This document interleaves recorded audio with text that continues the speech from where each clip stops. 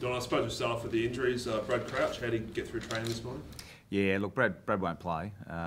He had that surgery on Tuesday, and we sort of spoke about options with Brad, and the surgeon's sort of recommendation was it was probably too great a risk to put him out there this week. He was keen to play, but I think the smart management is him not to play, so he'll miss this week, and we expect to be right for the following week. What about Jake Lever? Yeah, Jake also won't be available, unfortunately. He's probably been a bit slower than we'd hoped to come back, and he had a few targets from his running viewpoint he needed to hit, which he hasn't been able to do this week. So again, probably not so much conservative view, it's probably just the correct management of his injury, and he should be fine for the following week as well. Cole Hardigan?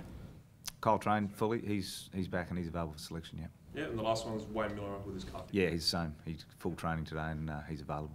Will you likely bring Cole straight back in or playing through the sandful? Well, we'll have a look. We've got a match committee coming up in about 3/4 of an hour, so we'll have a conversation about Cole and where we play him. Seedsman a chance as well? Yeah, he's now got some form under his belt. He's played the last 5 games I think at Sandford level after not having played for the first 10 or 12 weeks, so he'll be in the mix as well. Pretty happy where you sit in terms of players used. Again, it's pretty low, and it's almost a bit of a luxury to have guys of high AFL experience waiting in the wings. Yeah, well, look, it's just how the season's panned out. We've got, I don't know how many we've played, to be honest. Generally, as a side, you benefit from continuity. Players benefit from continuity. Not only their connection between each other, whether it be your forward six or your back six, but or even your mids.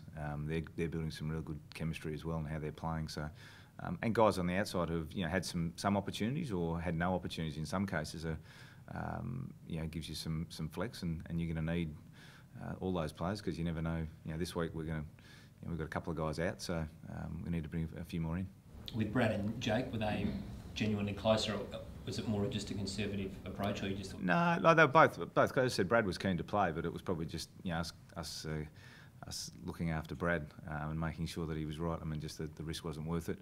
And with Jake, it was just the correct management. It wasn't really taking a conservative view. It was just he wasn't quite there, hadn't quite ticked all the boxes off. So he'll do that, and he'll get a full training in next week, and he should be available then. Was there any damage to his hamstring? Because now it's like 2 games more. Is it 2 or 3 games of that sort of tight hamstring? I know he's had hamstring issues earlier in the year as well. Was it just really minor? It was really minor. It was more just about then following a protocol. And given his history, our high performance guys are, have got a really good program in place. It's just a matter of which, as I said, the boxes you need to tick to get back to full train. He wasn't able to do that to full train today, so it was just a step too far this week. Was there a thought of Brad maybe wearing a helmet? I think Roy Sloane had spoken that sort of he'd worn something similar. Maybe Brad could do something. Yeah, and that's a possibility. I don't know whether he'll need that next week. It's probably more. He's only had surgery on Tuesday, so Tuesday to Sunday is not a long time. And as I said, the surgeon's view and the doctor's view was that it was not appropriate for him to play, and so I tend to follow their recommendations. From memory, Don, Rory did the same thing twice. It cost him 3 weeks each time. Was Brad's similar or a bit?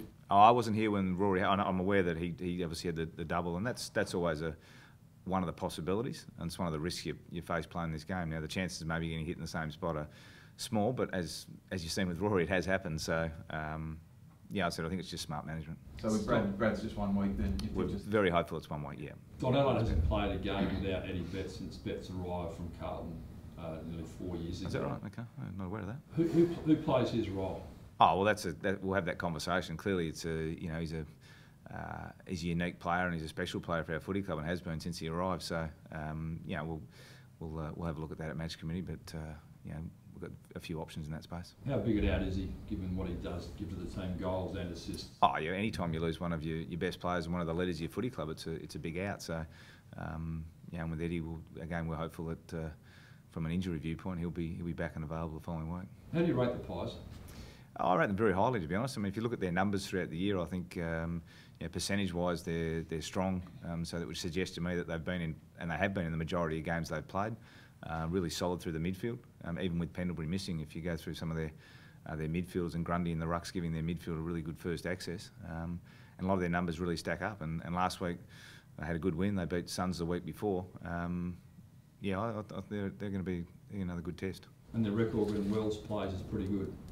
Yeah, well, he's another one who's come in and adds probably just a bit of polish for them, and the guy's got some real experience as well. So it's a good challenge. You're within touching distance now of top 4, hopefully even top 2. How important, I mean, given we saw the difference last year, one game at the end, to almost lock away a top 4 spot this week? Yeah, look, that's all part of the projection. I mean, I sort of live in the world of Collingwood this week, and take care of what we need to take care of, and that's going to be Sunday at the MCG. And important that we continue to build on the way we played, and continue to build on some of the style things that we've added to our game, and we get that opportunity again Sunday. And again, the rest of it sort of takes care of itself. Is the reality. If we win enough games, we'll finish where we finish, and if we don't, we'll finish where we finish as well. So I'm really looking at Collingwood, to be honest. Massive build up for the Geelong game, obviously, inside the club and clearly outside the club. Any chance of mental letdown against Collingwood this week? Well, I'd hope not. I mean, we've moved on pretty well from the Geelong game. It's now nearly a week since we played, and we had a 9-day break. So we had a good session this morning with the players, and we reset and go for Collingwood. Hopefully they take away from the game against Geelong some real confidence and belief. They can play that style of footy. It's proven to be very good. I hope they come away thinking, not that we're just going to roll out there and that'll happen. We've got to create that, and they did it well against Geelong last week, and we get the opportunity to do it again this week. You want to see that style of footy again? Well, that's how we want to be playing. Yeah, that's look, that was a high level and a big game, first versus second. But I'd be disappointed if we went out this weekend and felt like it would just happen. I'd like to think we're mature enough to know that the sort of performance we put out in the last, not just last week, but the last 3 or 4 weeks is created through effort and through starting with effort, and that's going to be the same come Sunday. You don't just roll out in games of AFL footy and think, it'll happen. I mean, there's going to be there'll be no impact on Sunday's game apart from a bit of belief for our group that is going to carry over from Geelong. They don't walk out and say, well, you guys get a start because you had a good win last up. That's not how it works. What plan do you take in this final block of footy to ensure that you are playing your best football come week 1 of the finals? We'll continue doing the things we're doing, which is, we play, we review, we're really clear on why we've gone well or why we haven't, and then we try and educate and train our players accordingly, so that there's real clarity around what it is we want to do, and then give them that opportunity to perform in each week, and it's not going to really change. That's how we prepare and get ready to play. You don't get many chances to play on the MCG. How significant for the boys to get that opportunity? Yeah, we've had 2 already this year. We had Hawthorn early in the year and Carlton recently. So it's always great to play on the G. I mean, it's obviously the home of footy, and it's where the sort of the action happens in September, and it's just a great venue to play it. I mean, I still walk around, and you come out the race for an MCG game and have a look around. It's sort of got a really good feel about it. I know the players are excited to play there, and we've played well there in the last couple of years, so there's no reason why that shouldn't continue on Sunday. Sorry, after you. Okay. If you go back to preparation, back when you were playing, I'm sure there was tapering, and then you put through some hard yards, and then you go again. Is that the case these days, or things have changed and it's just all about managing players' recovery, but still keeping that high level ready to go? Yeah, look, it is. It's the season's so tight.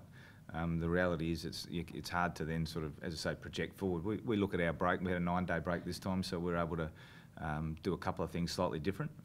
Then we're going to come into some shorter breaks, in the lead into the season. So we're probably monitoring players physically, players mentally, trying to make sure we get our loads right, whether it be our loads in terms of our training load, or it be our education load, or our meeting times and those sorts of things, because this time of the year, guys, especially we're fortunate, we've got a lot of guys who've had a lot of continuity, they've played a lot of footy, but it's important they still train. It's important they train to a high level, and we continue to push them, because the sort of, my experience tells me as soon as guys stop training, little things start to just fall off a bit, and we're fortunate we had most of the guys out on the track today, which is good. Don, Rory Sloane wasn't tagged tightly against Geelong, and he's probably the OG most people guys. Levi Greenwood will almost certainly get him for Collingwood. Is Rory better equipped to cope with the tag now, having dealt with it quite a lot this year? I think so. Yeah, I think so. I think he's he's experienced it. He's like any player. They'll learn. They learn through experience, and that's how we all learn, really. And he's had some experiences, and he's had some good games doing it. He's had some bad days, and Geelong still had some guys with him last week, and he found a way through that. So I expect that to be the case with Greenwood, who's done that job for them in the past. And I think Sloaney's be ready to go. 61 free kicks, I think, in last week's game. Did you have a chat with the umpires during the week, or the? We sought a little bit of clarification, and mainly around some aerial stuff. And probably the one at the moment, I think, which is kicking around in the AFL, is the holding the ball prior opportunity, which is, to be honest, is difficult for the umpires to adjudicate. You know, the decision around what's prior opportunity, what's a fair disposal, what's dislodged in the tackle, it's a real fine line. And you know, at times in real time, you're sort of going, well, that's a good tackle, but it's knocked the ball out in the tackle, so that's play on. And other times it's has he taken one step. So yeah, we sort of bit of clarity. More so we educate our players around technique and also around continuing to play, understanding that that's not going to be a whistle blow. That's going to be just keep going until you hear a whistle. And but I think at the moment that's probably the one that I'm seeing most clubs saying, geez, it's a tough one to umpire. What were you told? What was the answer from the umpires? Oh, it's probably just reconfirmation of the laws as they exist. From a holding the ball viewpoint, it's if he hasn't had prior opportunity and he's tackled, and the ball spills out in the tackle, it's play on. So it's really just again referring to what is the law.